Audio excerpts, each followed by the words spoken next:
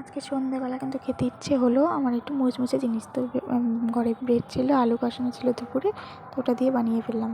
তো 3 কোনা করে কেটে পাউরুটিটা কেটে কিন্তু ওর মধ্যে পুরটা দিয়ে দিয়েছি।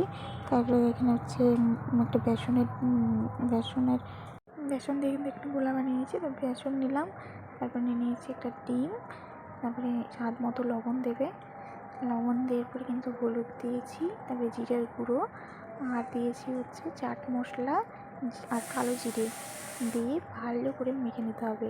আর ডিম দেওয়ার কারণে কিন্তু এটা একটু আঠা আঠা হবে, তো একটু একটু করে জল দিয়ে এটা কিন্তু ভালো করে মেল্ট করে নিতে হবে। তো তোমরা দেখতেই পাচ্ছ আমি কী করে নিয়েছি আর কতটা ঘন নিয়েছি। তো আমাদের কিন্তু হয়ে গেছে, আর তখন কারেন্টটা চলে গেল, একটু অ্যাডজাস্ট করে নিও তোমরা। তারপরে কিন্তু কড়াইটা গরম হয়ে যাওয়ার পরে তেল দিয়ে দিয়েছি, তেলটা গরম হয়ে গেলে কিন্তু আমি ব্রেডটা গোলাটার মধ্যে ডুবিয়ে দিয়ে দিলাম।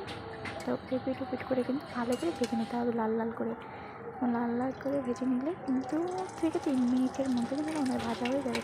তো আমার কিন্তু এদিকে হয়ে গেছে, তোমাদের সঙ্গে কথা বলতে বলতে এই দেখো আমাদের লোভ লাগছে, তো এই জন্য জ্বরের মুখে খেতে ভালো লাগবে। তোমরা প্লিজ একবার বাড়িতে বানিয়ে খেয়ে আমাকে কিন্তু কমেন্ট করে বলতে ভুলো না কেমন লাগছে খেতে, বলো। দেখে ভালো লাগছে তো।